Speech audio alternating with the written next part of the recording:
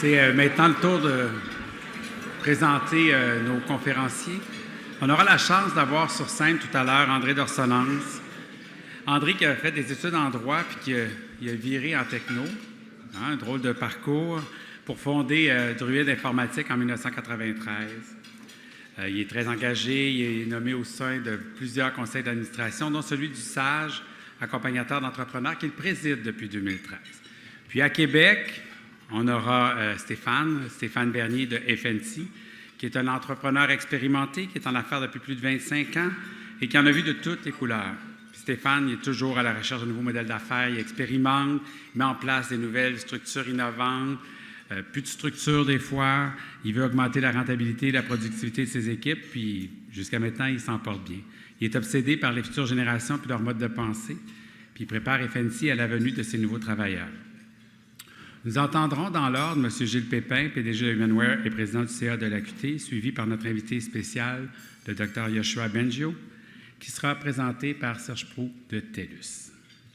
Juste un petit rappel, sur vos tables, vous avez les sondages de satisfaction, vous le savez, c'est avec ça que nous, on peut carburer, s'assurer qu'on est toujours à la hauteur et qu'on vous présente des gens que vous avez le goût d'entendre, donc laissez-nous savoir si c'est le cas. On se fera un plaisir de préparer la prochaine saison. Sans plus tarder, j'invite M. Gilles Pépin, PDG de Humanware, président du CA de l'AQT, membre de l'Ordre des ingénieurs du Québec, titulaire d'une maîtrise de l'Université de Sherbrooke et d'un diplôme d'études approfondies de l'Université de Rennes en France dans le domaine du codage numérique de la parole. Puis il travaille en vue en plus, c'est bien ça. Il a aussi effectué des travaux de recherche en codage et CNET en France. My God, Gilles, t'en as fait des choses. Et agit comme consultant auprès de firmes d'ingénieurs, puis il a fondé Visuaide, qui est maintenant Humanware en 1988. Monsieur Gilles.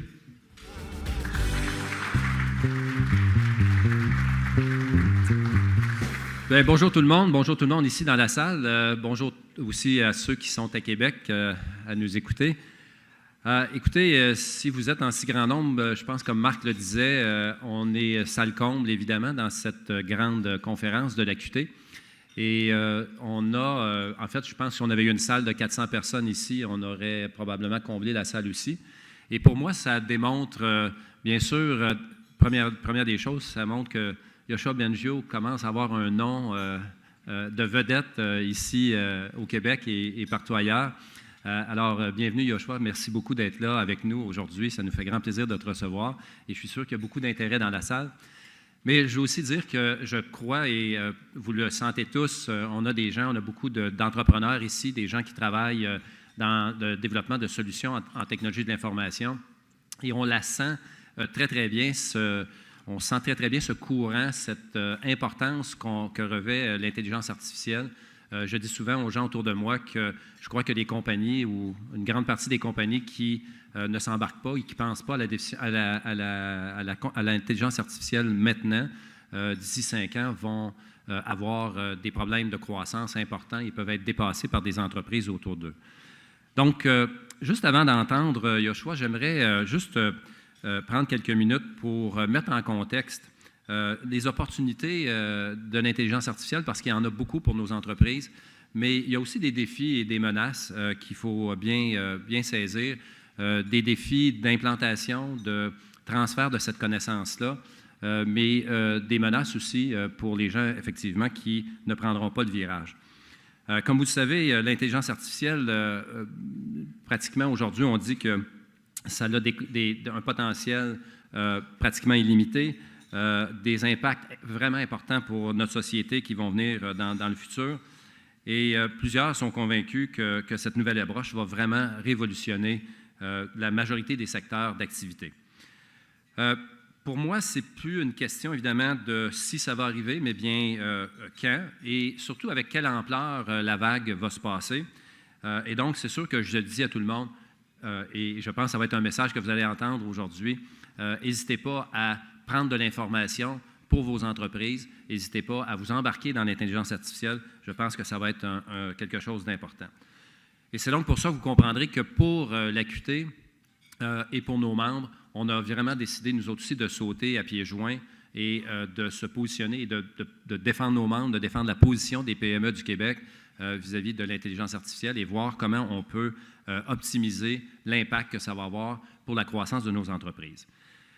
On a commencé à s'intéresser à ça. On a commencé à poser des questions au niveau de l'AQT. On a demandé à nos membres, et c'est un sondage, en fait, qui n'est pas tout à fait terminé, mais on a environ 150 personnes qui ont répondu, qui sont des présidents d'entreprises en technologie de l'information de nos membres.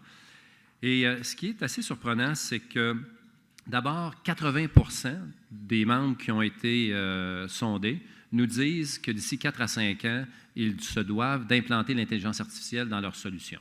Ça, c'est un premier constat. Ça veut dire que ça intéresse pas mal tout le monde qui est ici et tous nos membres. La deuxième chose, les gens, quand on leur demande qu'est-ce que ça va vous prendre pour réussir à faire cette transition-là, bien écoutez, on a à peu près 70% des gens qui nous parlent d'accès aux talents dans le domaine de l'intelligence artificielle. Et ça va être un méchant défi. D'attirer des talents dans nos entreprises, c'est déjà un défi. D'avoir les critères des gens qui vont venir, qui vont avoir été formés en intelligence artificielle, c'est un défi supplémentaire. Et donc, on compte beaucoup sur Yoshua et toutes les gens qui vont travailler dans les universités en intelligence artificielle. On compte sur eux pour former de la main-d'œuvre pour nous.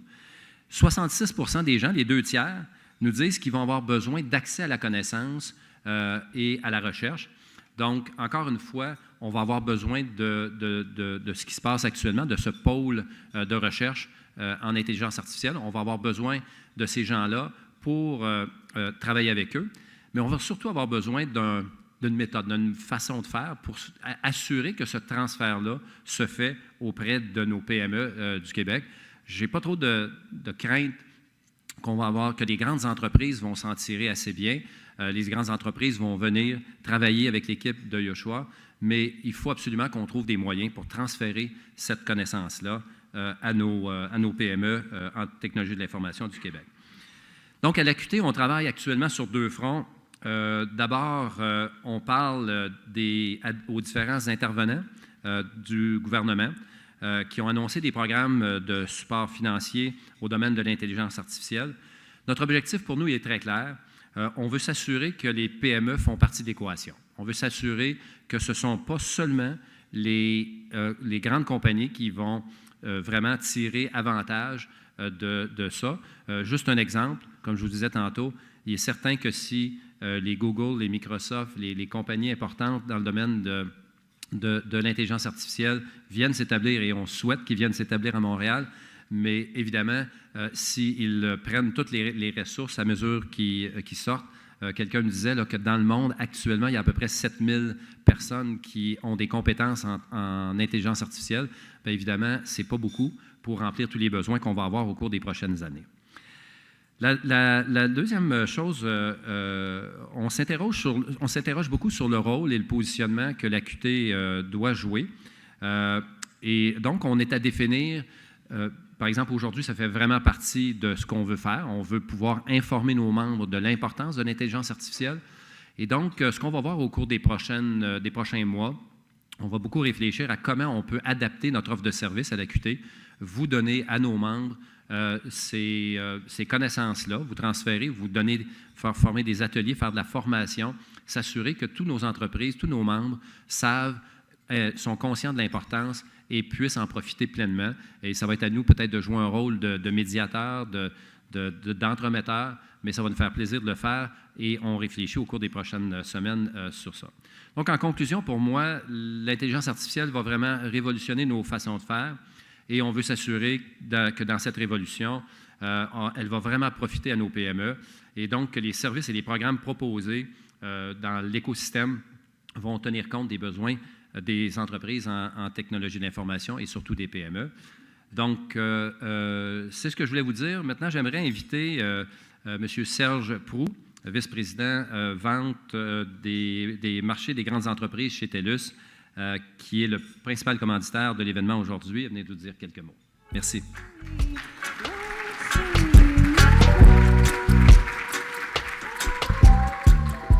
Merci beaucoup, Gilles. Bonjour Montréal, bonjour Québec. J'espère que vous nous entendez bien. Alors, vous avez l'air tous anxieux. Bonne nouvelle, je suis le dernier avant Yoshua. Alors, et je serai très bref. On m'a demandé d'être bref, je le serai. Alors, tout d'abord, merci beaucoup d'être tous ici. Puis j'aimerais également remercier l'équipe de l'AQT qui, il y a moins d'un an, ont commencé les grandes conférences, qui sont déjà un succès retentissant. En fait, c'est un événement qu'on ne veut pas manquer lorsqu'on est dans les technologies au Québec. Et TELUS est extrêmement fier d'être associé avec cet événement depuis le début. Alors, bravo à l'équipe de l'OQT. Je suis d'autant plus heureux de voir une salle comble aujourd'hui ici à Montréal. En fait, on me dit qu'on a vendu les billets plus rapidement ici que pour le show d'Obama. Et comme on a dit, si on avait une plus grande salle, on aurait sûrement pu avoir d'autres personnes. Imaginez combien on est choyés à Montréal et on l'est également à Québec. La semaine passée, nous avions ici une grande vedette de la politique internationale. Et cette semaine, avec nous, et je vais utiliser les mots de M. Taillefer, Alexandre Taillefer, une véritable rockstar de l'intelligence artificielle, un domaine scientifique parmi les plus hauts en ce moment à travers le monde. C'est donc avec plaisir que je vous présente aujourd'hui M. Yoshua Bengio, directeur du MILA, l'Institut des algorithmes d'apprentissage de Montréal, et professeur titulaire à l'Université de Montréal. Alors, petite anecdote, il y a à peu près 33 ans, et je pense que la majorité d'entre vous étiez nés, je regarde, il y a à peu près 33 ans, lors d'un stage chez IBM comme étudiant, j'ai eu le plaisir de côtoyer Yoshua. À ce moment-là, on ne l'appelait pas M. Bengio, c'est encore Yoshua. Nous étions quelques ingénieurs de McGill et d'autres universités qui étaient en stage chez IBM. Et je revois Yoshua 33 ans plus tard, parce qu'on ne s'est pas vu entre les deux. Et je note chez lui toujours le même regard passionné. Passionné de science, passionné de technologie. Toujours la même chevelure, chanceux. Toujours visionnaire. Même à l'époque, Yoshua était déjà un visionnaire. La même humilité, ce qui, j'imagine, est très important pour réussir dans la vie. Et peut-être encore un peu entêté. En tout cas, à l'époque, il y a 33 ans, il était pas mal entêté. Aujourd'hui, M. Bengio, ou Yoshua, est un pionnier de ce qu'on appelle l'apprentissage profond, une discipline qui propulse actuellement l'intelligence artificielle. Il dirige d'ailleurs, et Gilles en a fait référence, le plus grand groupe de recherche universitaire dans ce domaine au monde. C'est vraiment impressionnant et c'est vraiment important pour le rayonnement de Montréal. Son objectif à long terme, c'est de comprendre comment s'articule l'intelligence, ce qui nous donnera les clés de l'intelligence artificielle. Sa conférence d'aujourd'hui, et Gilles l'a également mentionné, portera plus particulièrement sur les enjeux et les opportunités que doivent saisir l'industrie des technologies face aux percées de l'intelligence artificielle. Il est clair qu'en tant qu'industrie, industrie des technologies au Québec, on doit se pencher sur les répercussions, les impacts, les avantages de ces technologies émergentes. Chez TELUS, nous avons commencé à explorer ces technologies de façon à exploiter l'intelligence artificielle et le machine learning afin d'améliorer l'expérience de nos clients. On fait déjà l'utilisation de ces technologies, par exemple, pour mesurer les ondes de congestion dans notre réseau de mobilité et également pour bloquer les attaques de cybersécurité qui touchent nos clients. Mais laissons une sommité mondiale nous parler d'intelligence artificielle avec beaucoup plus d'éloquence que moi. Sans plus tarder, mesdames et messieurs, joignez-vous à moi pour accueillir chaleureusement Yoshua. And so, how am I ever to know you only tell me? Bonjour, et puis je suis très content d'être ici. Merci d'être venus si nombreux. Je n'aurai pas le temps en une demi-heure d'aller très profondément dans l'apprentissage profond, mais je vais essayer de vous donner quelques indices et surtout, tout à l'heure, répondre à vos questions. Alors, ici, on voit dans l'image en bas à droite un livre que j'ai écrit il y a 2-3 ans, qui est sorti juste en décembre dernier et qui s'appelle Deep Learning, donc en fait, qui est le livre de référence aujourd'hui pour l'apprentissage profond. Alors, pour ceux qui ont une base d'ingénieurs, devraient être capables de lire ce livre. Donc, j'encourage vos ingénieurs à le regarder. Et même, il y a une version, disons, en ligne gratuite des chapitres. Mais voilà, c'est quelque chose que j'avais écrit justement avec l'idée qu'il y aurait beaucoup de demandes pour ça, et c'était un bon calcul, et qu'on a besoin que beaucoup de gens dans le milieu industriel apprennent à maîtriser ces outils pour les appliquer et puis changer la société. Donc, ça ne va pas se faire seulement à l'université. Donc, évidemment, tout le monde entend parler de ce qui se passe avec les voitures autonomes. C'est quelque chose qui, c'est sûr, va avoir un impact énorme. Mais ce que je veux mentionner, ce qui est écrit en parenthèse ici, c'est que oui, on est capable aujourd'hui, en quelques mois, avec des ingénieurs qui comprennent un peu l'apprentissage profond, de construire un système qui va conduire les voitures. Mais on n'est pas encore rendu au point de pouvoir gérer des situations plus complexes, là, comme près d'un accident, etc. Donc, c'est une technologie qui est en construction, mais c'est quand même déjà très impressionnant ce qu'on peut faire. Au niveau de la compréhension et de la génération du langage, ça, c'est quelque chose sur lequel il y a eu beaucoup de progrès dans les dernières années. Par contre, je dirais qu'on est encore loin d'avoir des ordinateurs qui nous comprennent vraiment. Donc ça, c'est un problème où il y a vraiment de la recherche fondamentale qui reste ouverte, mais il y a tellement d'enthousiasme et d'application des progrès qu'on est en train de faire avec la compréhension et la génération du langage, donc finalement des machines qui peuvent nous parler et nous répondre et comprendre ce qu'on dit, qu'il y a beaucoup d'entreprises qui se lancent là-dedans actuellement. Donc évidemment, avec votre téléphone, vous avez peut-être déjà expérimenté ça. Et puis, un exemple que beaucoup de gens ont entendu parler aussi, c'est la capacité de l'apprentissage profond à jouer à des jeux. Donc là, c'est ce qui s'est passé l'année dernière, mais en fait, il y a eu un match récemment en Chine avec le système développé par DeepMind, AlphaGo, qui a battu le champion du monde version 1 l'année dernière, et puis un autre champion du monde chinois cette année. Alors, ce qui est en train de se passer, effectivement, ça pourrait s'apparenter à une nouvelle révolution industrielle. C'est sûr qu'on est encore au début, puis que personne n'a de boule de cristal, mais c'est clair que la seule question, finalement, comme disait Gilles, c'est combien de temps ça va prendre pour arriver. Mais il n'y a pas de raison scientifique aujourd'hui de croire qu'on ne pourra pas construire des machines aussi intelligentes que nous. Après, plus loin, c'est vraiment difficile à dire, mais aussi intelligentes que nous, mais qui auront accès à beaucoup plus de données, qui pourront faire des calculs beaucoup plus rapides. Donc, ce que ça veut dire, c'est que, alors que les autres révolutions industrielles se concentraient sur l'extension de la capacité mécanique et la force physique, finalement, de l'humain, aujourd'hui, on est en train de voir une révolution industrielle qui va étendre la capacité cognitive de l'humain. Et puis, ça pose évidemment des questions aussi pour le marché de l'emploi, comme vous avez entendu parler, et je vous en parlerai tantôt, parce que quand il y a eu la première révolution industrielle, beaucoup de travail manuel qui a été automatisé, mais il y a eu une migration vers le domaine des services et du travail de bureau. Mais là, aujourd'hui, on peut se poser la question, qu'est-ce qu'il y a après? On en parlera peut-être tout à l'heure. Quelque chose qui est important de cette révolution industrielle, c'est un peu comme d'autres révolutions industrielles, comme celle de l'électricité, c'est la technologie d'intelligence artificielle, elle est horizontale, donc elle va s'appliquer à quasiment tous les secteurs. Et l'autre chose importante à savoir, pourquoi est-ce que tout d'un coup les gens veulent m'inviter partout? C'est parce que l'apprentissage profond, qui était un truc un petit peu marginal et pas connu il y a quelques années, c'est vraiment ça qui a fait débouler les progrès d'intelligence artificielle dans les dernières années. Donc, il y a beaucoup d'investissements qui se font là-dedans. Alors, c'est intéressant parce que, ce n'est pas seulement mon groupe, mais en fait, le Canada, dans son ensemble, a été vraiment l'initiateur de cette révolution il y a un peu plus d'une dizaine d'années, avec une organisation canadienne qui s'appelle CIFAR, l'ICRA en français, et le groupe de Jeff Hinton à Toronto, le mien à Montréal, et le groupe de Yann Lequin à New York. Et là, pour la première fois, on a réussi à entraîner des réseaux de neurones profonds, c'est-à-dire des réseaux de neurones qui avaient plus de couches de neurones artificiels que ce qui était possible avant. Vous allez me dire, oui, ça change quoi?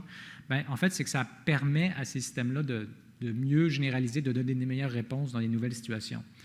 Et donc, c'est le début d'une aventure. Depuis, il y a beaucoup de progrès, mais c'est un peu la base et pourquoi on a donné ce nom-là d'apprentissage profond. Mais vraiment, c'est la suite de décennies de recherche sur les réseaux de neurones artificiels qui sont là depuis les fin des années 40. Donc, pour mettre un peu les choses en perspective, parce qu'il y a beaucoup de mots, de jargon, Alors, d'un côté, on a la question de l'intelligence, puis de construire des machines intelligentes. Donc, ça, c'est la quête de l'intelligence artificielle. Et puis, il y a beaucoup d'approches qui ont été proposées dans les dernières décennies pour l'intelligence artificielle. Et il y a une manière en particulier de l'aborder, c'est l'apprentissage automatique. Et pourquoi est-ce que l'apprentissage est important pour rendre les ordinateurs intelligents? C'est que la question fondamentale de l'intelligence, c'est la connaissance. Pour que l'ordinateur puisse prendre les bonnes décisions, il faut qu'il comprenne un certain nombre de choses, donc il ait des connaissances sur les domaines sur lesquels on va le faire travailler. Et pendant longtemps, les chercheurs ont essayé de mettre des connaissances de manière explicite dans l'ordinateur, comme ce qu'on écrit dans un programme informatique classique, comme ce qu'on écrit dans une encyclopédie, des faits, des règles, etc. Puis il y a encore beaucoup de choses aujourd'hui qui sont basées là-dessus, évidemment. Mais malheureusement, il y a beaucoup de connaissances qu'on a, des choses qu'on connaît, mais qu'on ne sait pas expliquer. Je sais reconnaître un visage d'une personne en particulier ou un visage en général, mais je ne saurais pas écrire un programme informatique ou des équations mathématiques qui formellement décrivent le processus qui me permet de le faire. Pourtant, mon cerveau sait le faire. Il y a beaucoup, beaucoup de tâches comme ça. Et ces tâches, finalement, c'est des tâches qui requièrent de l'intuition. Et la révolution actuelle en intelligence artificielle, c'est finalement la capacité de l'ordinateur d'acquérir ce genre d'intuition, c'est-à-dire des tâches complexes que les humains font facilement, mais qui ne sont pas nécessairement faciles à communiquer. Et puis, ça a ouvert des portes, surtout au niveau de tout ce qui est perception. Donc, les progrès principaux qui ont été faits avec ces techniques-là, c'est évidemment tout ce qui concerne la vision, mais aussi la reconnaissance de la parole. Ça, c'était les premiers avancées. Et aujourd'hui, la compréhension du langage. Mais finalement, tout ce qui est interpréter des données brutes, c'est quelque chose que l'apprentissage profond fait très, très bien. L'apprentissage, en général, permet donc de mettre des connaissances dans l'ordinateur. Et l'apprentissage profond, c'est encore là un sous-ensemble de l'apprentissage. Il y a beaucoup d'approches en apprentissage automatique. Par exemple, à la conférence NIPS, il y avait seulement à peu près 10% des articles, donc c'est la conférence principale dans le domaine, qui étaient en apprentissage profond là, cette année. Donc c'est quand même, il y a beaucoup d'autres choses. Mais ce qui marche là, en ce moment, c'est l'apprentissage profond, puis c'est pour ça que je suis ici aujourd'hui. Et comme je disais, c'est inspiré de certaines choses qu'on sait du cerveau, donc des réseaux de neurones. Et c'est basé sur l'idée de représentation. C'est-à-dire que l'ordinateur ne va pas juste apprendre à passer d'une entrée, mettons, d'une image à une réponse comme une classification, mais passe par plusieurs niveaux de représentation. Et cette idée d'apprendre des bonnes représentations à plusieurs niveaux qui correspondent à plusieurs niveaux d'abstraction, c'est vraiment le cœur scientifique de ce qu'on fait avec l'apprentissage profond. Donc, la base des succès industriels de l'apprentissage profond aujourd'hui, c'est ce qu'on appelle l'apprentissage supervisé. C'est-à-dire, c'est la forme d'apprentissage la plus facile. Et aujourd'hui, si je vous dis qu'est-ce que vous avez comme données dans votre entreprise, quel genre de problème vous voulez résoudre, je vais probablement essayer de voir est-ce qu'on peut utiliser l'apprentissage supervisé pour résoudre le problème que vous avez entre les mains. Donc, dans l'apprentissage supervisé, l'ordinateur apprend une fonction qui transforme des données, mettons comme une image, vers une réponse. Alors la réponse, ça peut être une catégorisation, comme dans ici l'exemple où l'ordinateur doit dire à partir de l'image c'est quelle émotion qui est exprimée. Mais la sortie, ça peut être aussi une autre image, ça peut être une phrase, ça peut être, par exemple, quand on fait la traduction, l'entrée, c'est une phrase en français, la sortie, c'est une phrase en anglais. Donc, on a des paires entrée-sortie et l'ordinateur essaye d'apprendre la transformation de l'un vers l'autre. Donc, c'est important de comprendre ça parce que des fois, les gens vont venir me voir et dire « Ah, j'ai beaucoup de données, puis j'aimerais résoudre tel problème. » Mais est-ce que vous avez des exemples? Est-ce que les données peuvent être organisées de la manière qui va donner un exemple à l'ordinateur de ce que l'ordinateur aurait dû faire? Donc, mettons, pour tel client, voilà la réponse qu'on aurait voulu avoir. Peut-être qu'on connaît la réponse a posteriori ou peut-être que c'est une réponse qu'un humain a donnée. Alors souvent, on va entraîner l'ordinateur à imiter l'humain. Donc s'il y a déjà un travail qui est fait par un humain, mettons un médecin qui décide que ça c'est une cellule cancéreuse ou pas, ou quelqu'un qui décide « Ah, ça c'est une fraude, ça c'en est pas », ça peut être utilisé avec l'apprentissage supervisé. Donc la plupart du temps, c'est la première question que vous posez si vous avez des données ou que vous avez l'intention d'en acquérir.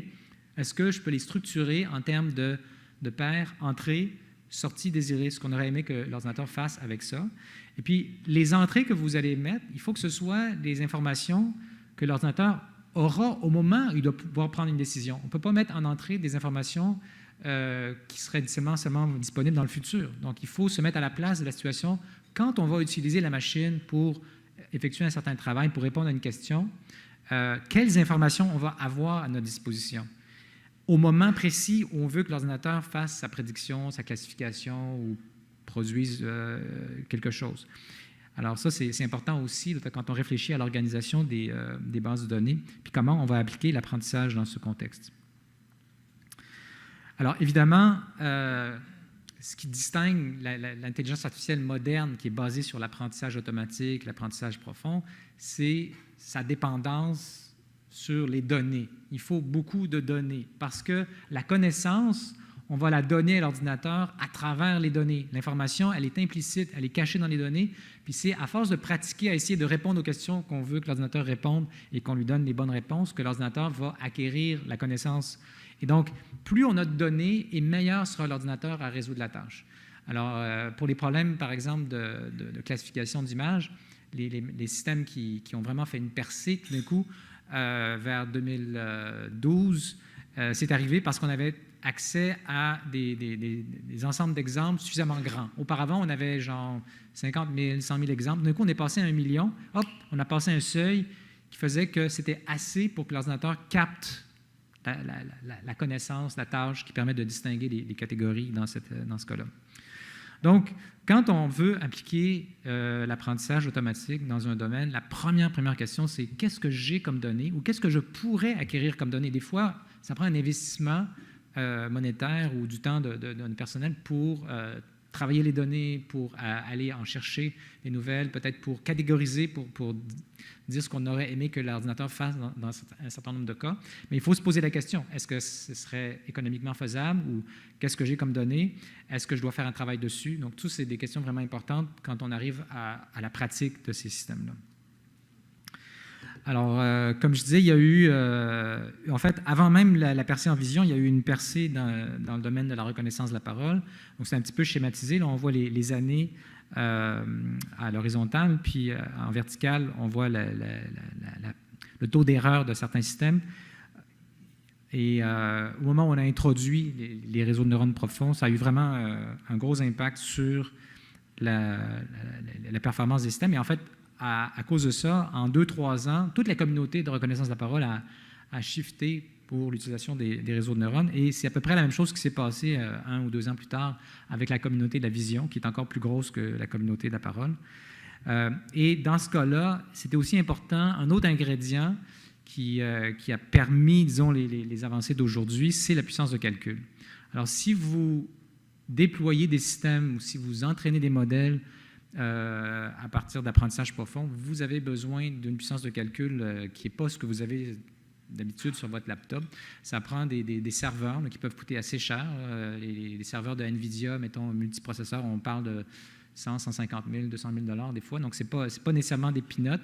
On peut expérimenter avec des systèmes plus petits, mais sachez qu'il y a un coût en capital pour avoir la puissance de calcul, pour entraîner des très gros modèles. Surtout si on travaille avec des images, de la vidéo, des grandes quantités de données, c'est là qu'on a besoin d'une puissance de calcul plus grande. L'autre chose intéressante, ici on voit dans ce graphique l'amélioration des systèmes d'apprentissage profond au cours des dernières années, en fait jusqu'à 2015, sur le fameux banc d'essai dont j'ai parlé tantôt, ImageNet, qui a permis de vraiment faire la percée simplement parce qu'il y avait assez de données. Puis ce qu'on voit là-dedans, c'est que même si les idées de base étaient les mêmes entre 2012 et 2015, qu'est-ce qu'il y a eu? Il y a eu plus d'efforts, plus d'engineering, plus de gosser avec les réseaux, puis leurs architectures, puis les hyperparamètres et les boutons qui contrôlent ces systèmes-là.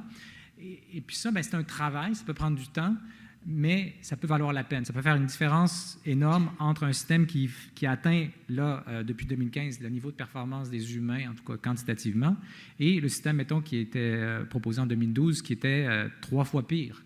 Donc, c'est pas juste des systèmes qui sont des boîtes noires, on met nos données, on appuie sur un bouton, puis ça donne les réponses. Malheureusement, il y a du travail de code derrière pour explorer des meilleures manières d'exploiter les données. Donc, ça, c'est important de garder ça à l'esprit. Et ça veut dire, des fois, ça peut prendre des années pendant lesquelles on va travailler pour, disons, perfectionner les systèmes. Alors, un exemple d'application que je trouve intéressante dans le domaine visuel, c'est les applications médicales, les images biomédicales. Et là, ben, justement, on travaille avec une compagnie qui s'appelle Imagia. Je pense qu'il y a quelqu'un d'Imagia ici. Salut. Qui utilise ces techniques pour classifier des images qui viennent du côlon pour détecter des polypes, donc des cellules cancéreuses, et qui ont réussi à bâtir un système en fait qui fait mieux, qui est plus précis que les meilleurs médecins et beaucoup mieux que la plupart des médecins qui essayent de faire cette tâche-là. Puis même si le système était seulement aussi bon qu'un médecin, le fait qu'il puisse traiter beaucoup de données en parallèle, plus rapidement, et que ça coûte bien moins cher un GPU quand même qu'un médecin, n'est-ce pas? Ça fait que ça ouvre des perspectives économiques très, très importantes. Mais c'est un exemple, en fait, partout où il y a des données, puis surtout des images, des signaux, etc., du texte, il y a des choses il y a des chances qui peuvent être faites et qui pourraient dépasser la performance des humains. Cela étant dit, je mets un bémol sur tout ça. On est encore très loin de systèmes qui ont le niveau d'intelligence des humains. Je crois qu'il y a des gens qui regardent ce qui se passe peut-être avec une certaine distance et qui ont l'impression qu'on a des systèmes qui font un peu de la magie. Mais il n'y a pas de magie. On est à un point dans une évolution scientifique et technologique et il y a encore beaucoup à faire. Les systèmes font des erreurs que les humains ne font pas. Par exemple, là, on peut construire des images qui vont volontairement faire planter l'ordinateur dans le sens de donner les mauvaises réponses, qui fait que l'image de gauche et l'image de droite sont légèrement différentes, de façon à ce que l'image pas traitée, il donne la bonne réponse, il dit que c'est un chien, mais l'image de droite, il dit que c'est une autruche. Alors, on peut montrer les limites de ce qui se fait avec toutes sortes d'exemples, et ça, c'est un exemple. Mais pour dire que il y a encore beaucoup à faire au niveau de la recherche et qu'on est encore au balbutiement. Mais les choses bougent très, très vite. Et ce que je dis souvent, c'est même si on arrêtait la recherche scientifique aujourd'hui, donc on dit on ne se rendra pas à l'intelligence au niveau humain, mais on prend juste les recettes, les algorithmes qu'on connaît aujourd'hui, puis on met plus d'ingénieurs, on va chercher plus de données, on a des meilleurs ordinateurs et on est créatif à où est-ce qu'on pourrait appliquer ça. On a pour au moins 10 ans à récolter, à construire des systèmes, des produits, des services avec juste ce qu'on a aujourd'hui.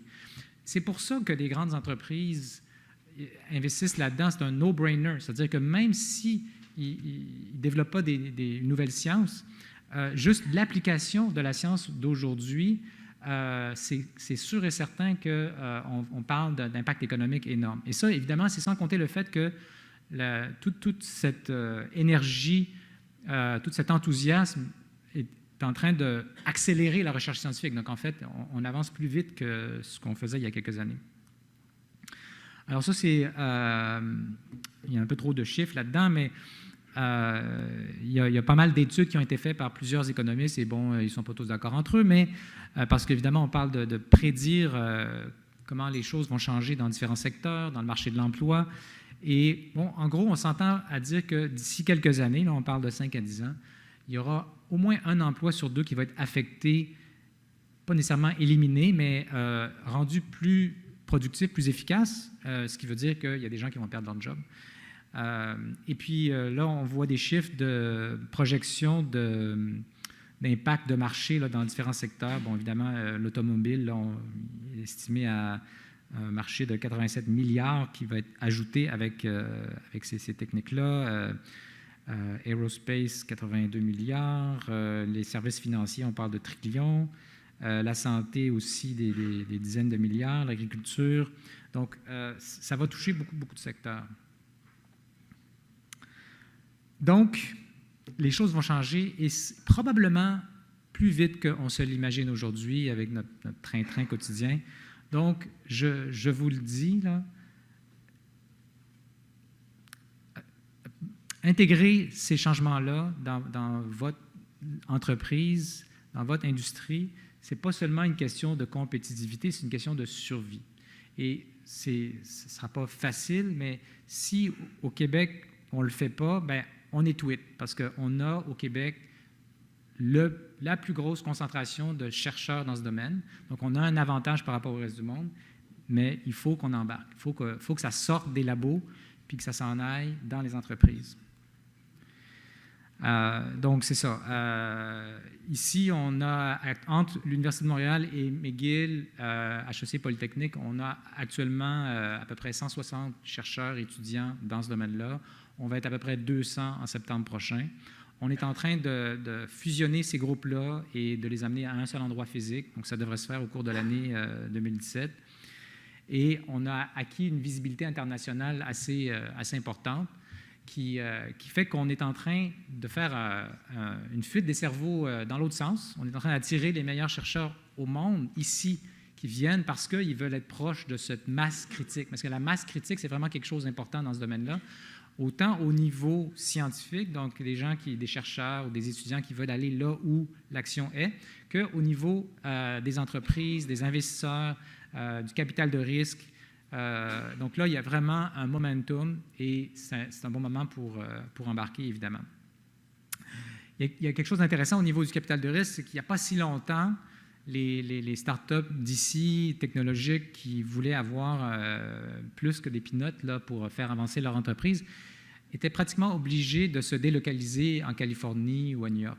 Parce que les VC aiment bien avoir l'entreprise pas loin pour pouvoir leur donner des conseils, voir où ils en sont, suivre de près. Ça se comprend. Mais là, aujourd'hui, ils voient ce qui se passe à Montréal et ils ont compris que s'ils veulent être dans la game, bien, il faut qu'ils viennent investir ici. Et ça, c'est en train de se passer. Il y a plusieurs exemples là, qui se déroulent sous mes yeux en ce moment. Moi, j'ai une autre motivation. Pourquoi est-ce que je sors de mon labo, là? Pourquoi je suis ici pour vous parler? Pourquoi je pense que c'est si important qu'au Québec, on capitalise là-dessus dans nos entreprises? C'est parce que, comme je le disais tout à l'heure, il va y avoir des chambardements au niveau du marché de l'emploi. Il va y avoir des gens qui vont se retrouver au chômage. Il va y avoir des gens qui vont se retrouver avec pas la bonne formation. Et on aura besoin de sous des gouvernements pour faire face à cette transition, soit en améliorant notre filet social, soit avec des méthodes, des moyens de gérer la formation qui soit plus créative et s'adapter rapidement aux changements qui s'en viennent.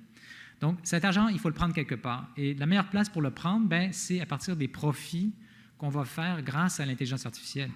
Donc, c'est en taxant les gens qui vont gagner beaucoup d'argent, parce que les ingénieurs dans ce domaine-là, là, ça va chercher beaucoup des hauts salaires, mais les entreprises elles-mêmes qui vont faire des profits là-dessus, qu'on va avoir les moyens, comme province, comme pays, de se payer cette transition de la manière la plus douce qui soit et bénéfique pour le plus grand nombre de personnes.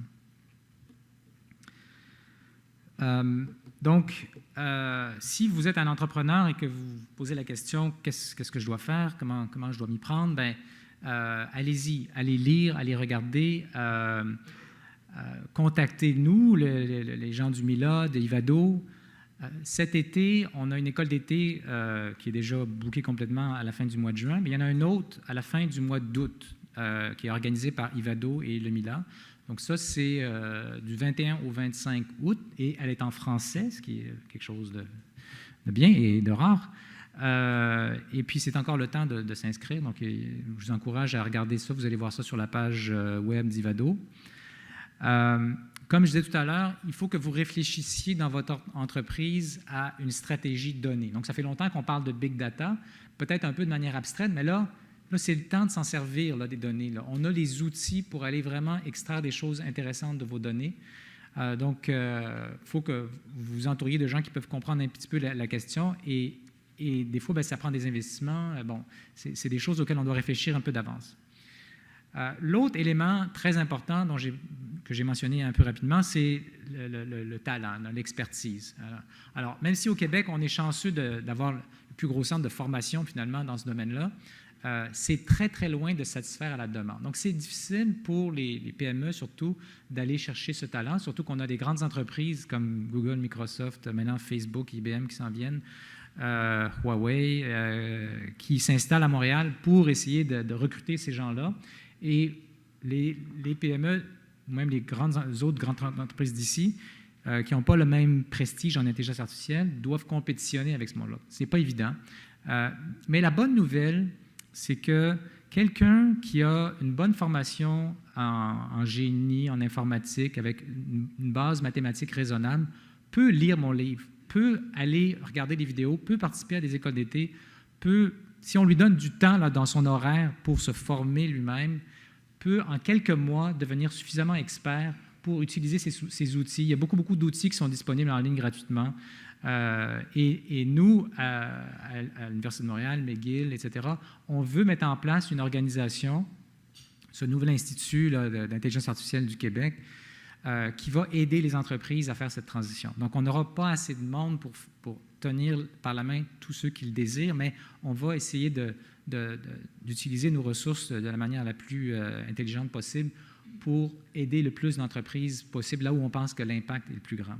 Donc, connecter avec les organisations qu'on a ici à Montréal qui veulent aider les entreprises et commencer tout de suite à mettre des gens quasiment à temps plein à comprendre la technologie, c'est faisable pour réussir ce tournant.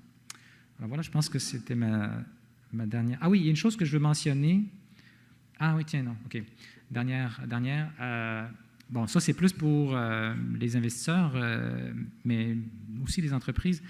Malheureusement, il y a comme une culture au Canada de manque d'ambition au niveau des entreprises et en technologie en particulier, par rapport, si on se compare à nos voisins américains, puis en particulier à la Silicon Valley. Et là, ben, on a une occasion. On a une occasion de vraiment être des leaders mondiaux dans un domaine technologique. Donc, je pense que c'est un bon moment pour recadrer cette culture-là, puis accepter de prendre des risques, accepter de regarder sur un horizon plus loin, puis de se lancer. Et c'est comme ça qu'on va réussir. Si on reste conservateur, puis on dit ben, « moi, je voudrais avoir la preuve que ça marche avant de le faire », on va se faire dépasser par les autres. Donc, je sens que ça bouge et que c'est un esprit qui est en train de changer parce que, justement, on en parle, mais je veux souligner ce point-là, que ça va prendre un certain effort pour sortir de la zone de confort habituelle à laquelle la plupart des gens sont habitués. La dernière chose que je veux mentionner, qui n'est pas dans mes acétates, c'est les grappes, super grappes d'intelligence artificielle qui sont en construction. Donc, au niveau pan-canadien, les 3 instituts, celui de Montréal, celui de Toronto, le Vector, puis à Edmonton, on travaille ensemble pour préparer une demande qui va partir le 21 juillet pour la lettre d'intention, puis à l'automne pour la version finale. Créer une super grappe d'intelligence artificielle au niveau pan-canadien. Donc ça, c'est un effort qui vient du monde des entreprises et on espère aller chercher peut-être 150 ou 200 millions du gouvernement fédéral pour investir dans l'innovation. Donc, ce n'est pas la recherche, là, c'est vraiment le transfert technologique, aider les entreprises à faire ce tournant-là. Et donc, ce serait important qu'ici au Québec, on fasse partie de ça. On va faire partie de ça, mais il faut savoir que le gouvernement s'attend à ce que pour chaque dollar qu'ils mettent, bien, il y a $1 qui vienne des entreprises. Et il faut que ces entreprises se déclarent, disons, prêtes à faire ce genre d'investissement d'ici quelques semaines. Alors, ça vient assez rapidement. On n'a pas nécessairement besoin de tout ficeler avant le 21 juillet, mais d'ici l'automne, il faut qu'il y ait des lettres d'entente relativement claires qui soient sur la table, sans nécessairement que ce soit des contrats en bonne et due forme, là, mais qu'il y ait un engagement qui soit pris. Donc, si c'est quelque chose auquel vous voulez participer, bien, contactez-moi. Et puis, on a envie d'avoir pas seulement les gros joueurs là, qui donnent des millions de dollars, mais beaucoup de petits joueurs. Je pense que ça donnerait beaucoup de crédibilité à cette demande. Donc voilà, je vous remercie beaucoup.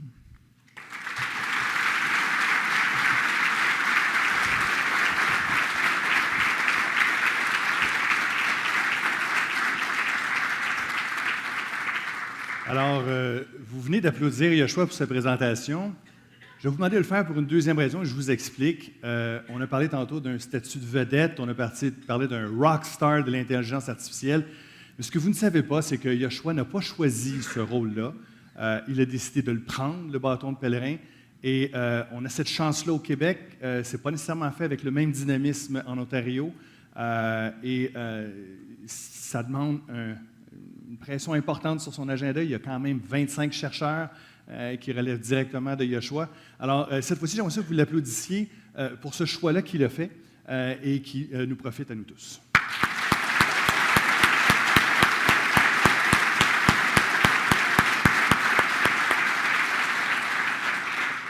On m'a souvent demandé, dans la foulée du don de Druid informatique au laboratoire Milad de l'Université de Montréal que dirige Yoshua, quels sont les impacts pressentis de l'intelligence artificielle sur Antidote, le logiciel que fait Druid, pour vous donner un peu un exemple de ce que ça pourrait être pour vous. Premièrement, c'est important de dire, et vous l'avez peut-être compris, Antidote, on fait de l'intelligence artificielle depuis maintenant 24 ans. L'apprentissage profond est une sous-branche de l'intelligence artificielle, on n'en fait pas.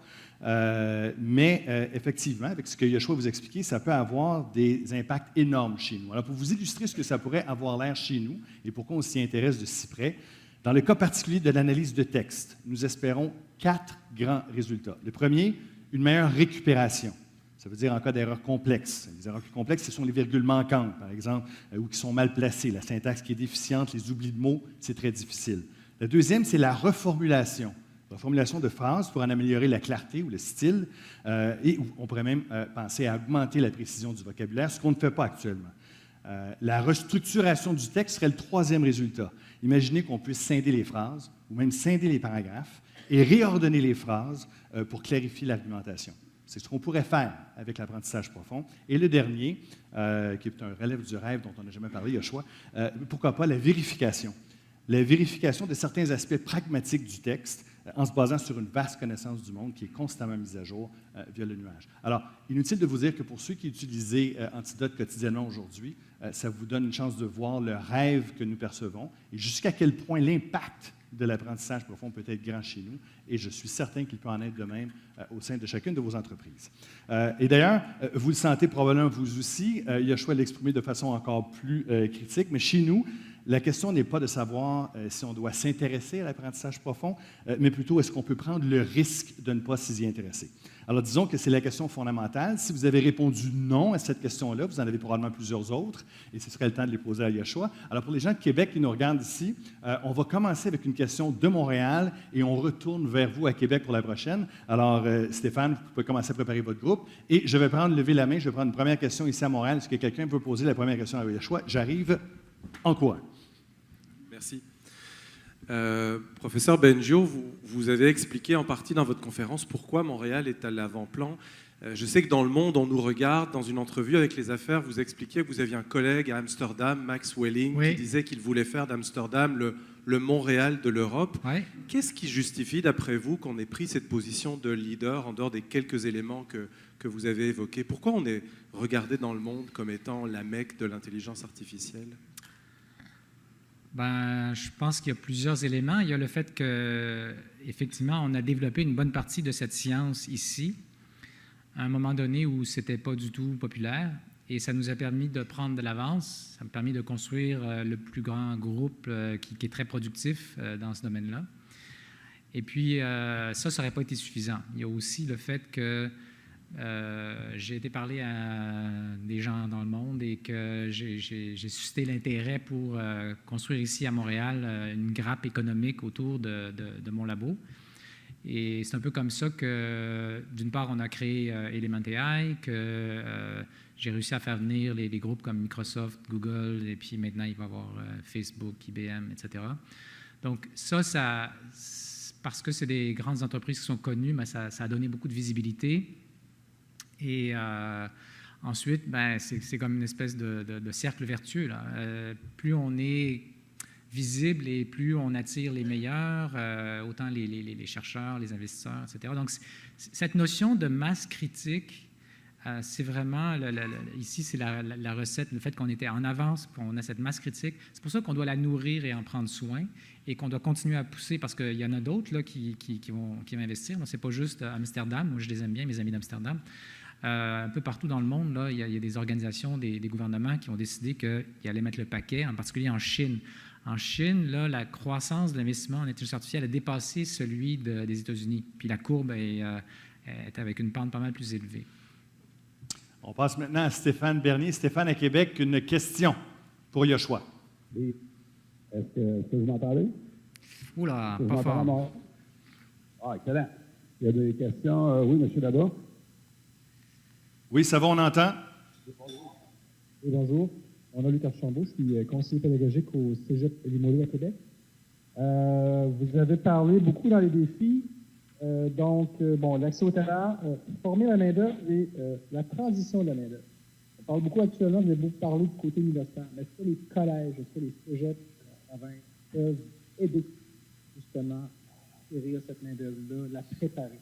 On parle du collégial, mais on parle du secondaire aussi, mais parlons du collégial. Une façon pour nous de le faire, de quelle façon pour vous aider? Est-ce qu'il y a quelqu'un qui a compris? Est-ce que quelqu'un qui a compris le son est pas... Est-ce que vous m'avez entendu? OK.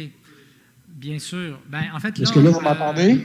Oui. Oui, ça va, on l'a, le transfert vers le niveau collégial au cégep. OK. Ben, en fait, là, on est rendu à se poser la question de passer de maîtrise-doctorat à bac, en fait, même faire plus de maîtrise, parce que pour l'instant, on a surtout des doctorants. Et une chose que j'aimerais faire, moi, c'est qu'on développe plus de programmes de maîtrise courts, là, qui peuvent peut-être se faire en 1 an et demi. Pas de recherche, juste des cours et des projets appliqués. Je pense qu'en même temps, on doit développer plus l'enseignement au premier cycle, parce que pour l'instant, il n'y a presque rien qui s'enseigne là-dessus au premier cycle. Donc là, on a un retard à rattraper. Au niveau du cégep, c'était même pas dans mon écran radar, mais je pense que c'est une bonne question. En particulier, je crois qu'on peut faire des choses au niveau du cégep parce que les bases scientifiques qui sont derrière l'apprentissage profond, on les enseigne déjà en partie au cégep. Donc, c'est certaines mathématiques, calcul différentiel intégral, probabilité, peuvent être enseignées au cégep, et l'informatique. Donc, si ces choses-là sont enseignées plus et mieux avec la motivation de construire des machines intelligentes, je pense que les cégepiens y apprécieront ça. On pourrait déjà prendre de l'avance. Je crois que ce serait très, très positif. Excellent. On va prendre une question à Montréal. Qu'est-ce que serait une présentation de l'AQT sans une question d'Alain Lavoie? Je vous pose la question. Est-ce que j'ai l'air surpris, Alain? Merci, M. Benjo. Écoutez, moi, là, je suis très heureux de ce qui se passe par rapport à l'intelligence artificielle. Mais je vais revenir un peu sur ce que Gilles a fait en préambule. Je suis très, très inquiet par rapport à tout ce qui se passe alentour des compagnies, des PME comme celles qu'on retrouve à l'AQT. Vous savez, c'est des compagnies qui ont souvent 20 ans d'expérience, qui ont à peu près un chiffre d'affaires de 5 millions, 35 employés. Moi, je me pose la question parce que j'ai comme l'impression qu'avec l'attraction essentiellement des grandes compagnies, avec la création des startups, avec la multitude de fonds de capital de risque qui s'en vient, avec des fonds monétaires incroyables, comment on fait l'écosystème là, pour s'assurer que nos PME vont avoir vraiment accès à ce savoir-faire-là? Ça, c'est ma première question. Ma deuxième, c'est que dans l'AQT, dans les membres de l'AQT, il y a beaucoup de compagnies qui ont un savoir-faire qui est soit connexe, soit dans le milieu de l'intelligence artificielle, comme André l'a parlé, et qui, là, en ce moment, on commence à perdre nos gens. Comment on fait pour l'écosystème, puis c'est une question que j'aurais pu poser à plein de monde là, ici, là, mais c'est une réflexion, comment on fait pour garder nos gens dans nos compagnies, puis carrément de façon très, très spécifique, comment on fait pour ne pas se faire dévaliser par ces grandes entreprises-là, ces grandes startups-là qui vont avoir plein d'argent, qui vont venir chercher nos gens? C'est ça un peu l'écosystème de l'AQT, et c'est une chose, je ne sais pas comment on peut y répondre, mais je pense qu'il faut qu'on fasse partie de l'équation, comme Gilles le disait. Puis moi, je pense, là, sincèrement, dans toute cette belle histoire-là, il manque un joueur, puis il manque des joueurs comme les PME, comme ceux qu'on trouve à l'AQT. C'est une excellente question. Je n'ai pas nécessairement la recette magique, mais je pense qu'on doit jouer sur plusieurs tableaux. Alors, premièrement, la bonne nouvelle pour moi, c'est que les gouvernements au Québec et au fédéral sont en train d'investir là-dedans. Et j'espère qu'une partie de cet argent va aider nos PME à avoir accès à cette technologie. Donc, c'est sûr que d'avoir plus de gens avec l'expertise dans les instituts qui vont travailler avec les entreprises au niveau de la formation, au niveau de la consultation simplement ou au niveau de contrats à un peu plus long terme. Ça peut être un élément très important parce que ces gens-là vont être financés en partie par les gouvernements et en partie par ce que les PME pourront payer. Donc ça, pour moi, dans ma tête, c'est très clair que c'est ce qu'attendent nos gouvernements avec l'argent qu'ils ont l'intention de nous donner. Et donc, ça va faire partie de la mission de l'Institut que je vais diriger. Deuxième partie de la réponse, la formation. Donc, j'en ai parlé un petit peu tout à l'heure. On ne va pas se contenter de former des doctorants. Il va falloir qu'on utilise aussi nos ressources pour passer à un niveau de vitesse de formation qui est beaucoup plus rapide. Alors, j'ai parlé des formations courtes, genre maîtrise courte, mais notre plan, c'est d'avoir toutes sortes d'offres de formation beaucoup plus courtes. Donc là, il y a l'école d'été dont j'ai parlé, ça dure 1 semaine, mais on va en faire plein des choses comme ça. Peut-être des fins de semaine, peut-être des choses 1 fois par semaine. Je ne sais pas c'est quoi la bonne formule encore. On va sûrement essayer plein de choses pour essayer de toucher les gens qui sont dans les entreprises, dans les PME et qui ont un niveau technique disons, suffisant. Et je pense qu'il y en a beaucoup. Là. La plupart des ingénieurs qui ont une base mathématique d'ingénieur et qui savent programmer peuvent se lancer là-dedans. Donc, il y a beaucoup de gens qui, si les PME leur libèrent du temps pour ça, et avec les programmes qu'on va faire sortir de plus en plus, devraient pouvoir absorber cette technologie. Mais s'il y a d'autres idées, moi, je veux les entendre. Il y en a peut-être une à Québec. Ça compte pour 2 questions. Alors, on va prendre la prochaine question à Québec, Stéphane, en essayant de parler le plus lentement possible et le plus clairement possible parce que le son n'est pas tellement bon à Montréal. OK. Est-ce que vous m'entendez? Oui. Beaucoup mieux. C'est bon? Oui. OK. Est-ce qu'il y a d'autres... Bon, moi, j'en ai une question. Dans le fond, j'aimerais savoir c'est quoi les jobs qui vont être perdantes? C'est-à-dire, avec l'avenue de l'intelligence artificielle, comme vous avez parlé tantôt, il y a des gens qui vont perdre leur travail ou il y a en tout cas, des gens qui vont transformer leur travail. Ça, c'est ma première question. Si on vous dirait, mettons, dans 5 ans, c'est des jobs du futur, parce qu'on parle beaucoup des nouveaux jobs qui vont arriver, mais on ne sait pas encore vraiment c'est quoi, à cause principalement de l'intelligence artificielle. Oui, c'est une bonne question. Donc, il y a effectivement des études qui ont été faites pour essayer de répertorier là, chacune des catégories d'emploi, les probabilités ou quand est-ce que ça va être le plus touché. C'est sûr que personne n'a de boule de cristal, mais grosso modo, on peut dire que tout travail relativement routinier va être la première cible. Moi, ce qui m'inquiète là-dedans, c'est que souvent, c'est les emplois les moins bien payés, donc qui sont les gens les plus vulnérables de la société. Mais ça, c'est clair. Des fois, c'est surprenant. Ça peut être aussi un travail qui est fait, qui est très routinier, qui concerne, qui nécessite des connaissances très pointues. Alors, des fois, c'est des gens très formés. Hein. Tout à l'heure, je donnais l'exemple des radiologues. En fait, pour identifier des cellules cancéreuses dans des images, il n'y a pas besoin de comprendre comment le monde fonctionne autour de nous, ni la psychologie des humains. Donc, en fait, c'est assez facile d'entraîner un ordinateur à faire ce genre de travail-là. Là où ça demande plus une compréhension de l'humain, là où c'est plus relationnel, c'est probablement les endroits où on n'aura pas de problème. On va pas remplacer. Moi, j'ai pas envie que mes enfants soient pris en charge par des robots.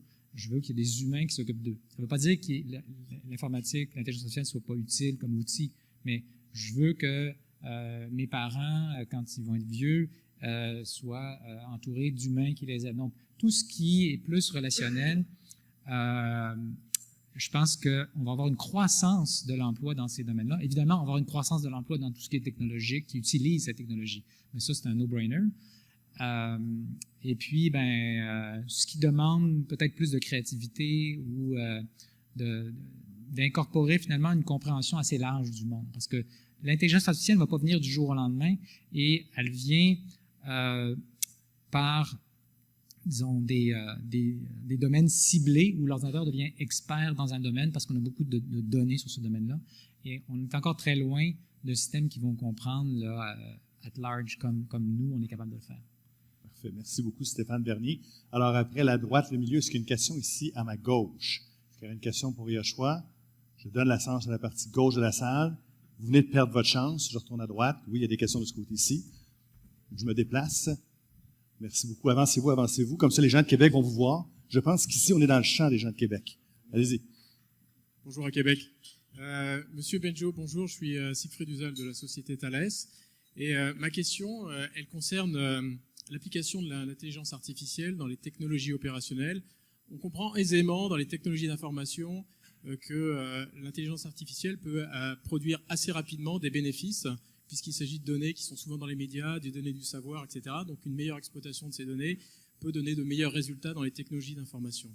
En revanche, dans les technologies opérationnelles, que ce soit un avion, un système de train complètement automatisé, c'est plus difficile de voir comment on peut exploiter l'intelligence artificielle. C'est encore plus difficile de savoir comment l'acceptation légale, juridique, les impacts que ça peut avoir sur la vie de tous les jours, sur le quotidien, sur les gens. On a du mal à imaginer comment ça va se développer, comment ça va être accepté. Et est-ce que, selon vous, j'aimerais avoir votre avis, est-ce que cela va être un frein ou est-ce qu'au contraire, l'élan que vous donnez et que bien d'autres donnent aussi va créer suffisamment d'empathie pour l'intelligence artificielle et la voir autrement qu'une boîte noire qui produit un résultat et qu'il faudra accepter de fait parce que la probabilité a dit que, ou la causalité et la probabilité a dit que, et au contraire, on pourra éduquer en même temps qu'on développera des technologies qui seront déployées dans les avions, dans les trains, dans les voitures. On pourra en même temps développer le cadre juridique, le cadre légal qui rendra acceptable ces technologies pour la société. Il y a beaucoup de choses dans votre question. Pour la question des applications opérationnelles, comme vous dites, donc on peut dire qui touchent à la vraie réalité et pas seulement celle virtuelle dans l'Internet. Oui, c'est déjà en route. Partout où on est capable de mesurer avec des senseurs qui traquent les données qui sont recueillies, c'est une opportunité potentielle. Et surtout si on traque ce que les humains font dans ces circonstances. Donc l'exemple typique, c'est la voiture autonome où on a des données où on peut traquer ce que la personne appuie sur le frein, tourne à droite, tourne à gauche, etc. Donc, en fait, c'est relié à ce que je disais tout à l'heure aussi que concernant la capacité nouvelle de l'ordinateur à développer une sorte d'intuition, c'est un bon guide, en fait, pour savoir si une certaine tâche va être relativement facile à automatiser avec l'intelligence artificielle moderne. Si c'est une tâche que les humains peuvent faire relativement facilement, avec une certaine expérience potentiellement, c'est un bon indicateur qu'on pourra appliquer l'apprentissage profond, par exemple. Bon, pour les questions légales et les questions d'interprétation, etc., c'est des questions, beaucoup de gens se posent et travaillent sur ça. Il y a des questions éthiques aussi sur, par exemple, le fait que les données qui sont utilisées peuvent être biaisées et favoriser certains types de réponses que socialement, on ne voudrait pas nécessairement encourager. Alors, dans certains cas, il y a des solutions techniques à ces problèmes-là. D'autres, il y a de la recherche qui se fait dans cette direction. Sur l'interprétabilité aussi, il y a des choses qu'on peut déjà faire. Il y a de la recherche qui se fait pour essayer d'aller plus loin. Je pense qu'éventuellement, l'ordinateur pourra nous expliquer en français ses choix, mais peut-être que ce ne sera pas plus précis et complet qu'un humain qui ferait ce même travail et qui on demande « mais pourquoi tu as fait ce choix-là » Il va nous donner une histoire, mais ce n'est pas vraiment l'explication complète. Donc, c'est comme une espèce de survol de son raisonnement ou qui souligne certains éléments importants comme les variables qui ont été utilisées, etc. Parfait. On a encore une chance ici. Est-ce qu'il y a une question du côté gauche? Je ne veux pas avoir l'air de vous oublier. Levez la main. Sinon, je retourne parce qu'il y avait d'autres mains de lever. Effectivement, je viens vous voir. Levez-vous. Vous êtes dans le champ. Vous pouvez dire bonjour à Québec avant de répondre. Bonjour. Premièrement, merci beaucoup pour ce que vous faites pour le milieu. Je suis cofondateur d'une petite start-up en intelligence artificielle, puis c'est une inspiration. Maintenant, une question un peu plus philosophique pour vous. Pensez-vous que l'espèce de biais humanocentriste qu'ont les humains par rapport à le rôle qu'on joue dans notre propre vie nuit à l'intégration des technologies? C'est bon, hein? Pendant ce temps-là, je vais juste animer pour laisser le temps à Yoshua de réfléchir. Pourquoi ça nuirait, en fait? Moi, je veux une intelligence artificielle qui soit à notre service. Et c'est comme ça qu'on est en train de la fabriquer. Je vois pas ça comme nuisible. Alors, évidemment, il y a des questions peut-être à plus long terme, mais on est loin de ça, sur est-ce qu'à un moment donné, on va donner aux ordinateurs intelligents un statut de personne, par exemple? On n'est vraiment pas là.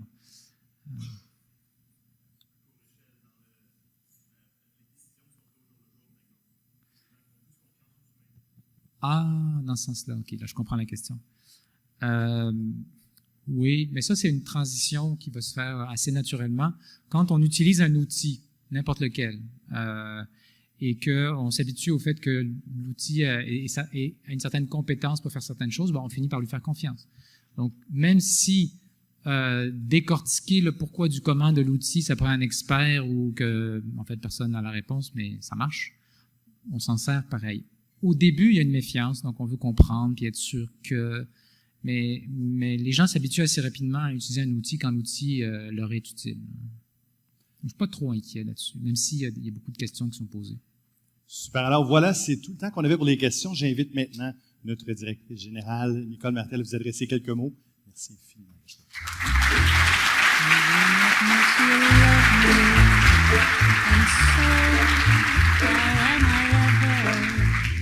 Alors, merci beaucoup, Monsieur Bengio. Yoshua, je pense aussi qui est très connu. Votre prénom transcende votre personnalité. Écoutez, vous nous avez aidé à démystifier l'intelligence artificielle. C'était notre objectif aujourd'hui. Vous avez aussi certainement aidé les entrepreneurs à comprendre leur positionnement face à ces nouvelles technologies et comment ça va impacter leurs entreprises. Et ce qu'on voit, c'est qu'il y a des réflexions qui sont amorcées à savoir comment on va pouvoir décliner, dans le fond, ces recherches-là et puis les compétences aussi pour les rendre accessibles à un plus vaste éventail de clientèle. Donc, on vous en remercie beaucoup, beaucoup. Et puis, voyant l'intérêt aussi que ça a soulevé, sachez qu'on va continuer à travailler sur le sujet également au cours des prochaines semaines et des prochains mois, très, très, très certainement. Alors, question de clore le dossier. Je sais qu'on a eu beaucoup de demandes et oui, la présentation de M. Bengio va être disponible. Merci d'avoir accepté de la partager. Donc, on va pouvoir la partager avec vous. Et aussi, je crois que la présentation elle-même, comme elle a été filmée, elle sera également disponible sur notre site Internet. Alors, on va pouvoir vous communiquer les informations pour que vous puissiez y accéder assez rapidement. Je vous rappelle en échange, s'il vous plaît, de compléter le formulaire d'évaluation qui a été déposé sur vos tables. Si vous avez des commentaires, des sujets d'intérêt que vous avez, c'est le bon moment de le mentionner aussi puisqu'on rentre dans la période de planification stratégique au cours de l'été puis on vous concocte un programme pour cet automne. Alors, merci à tous de votre participation et au plaisir de vous voir le 21 juin prochain pour le cocktail de M. Pepin. Merci.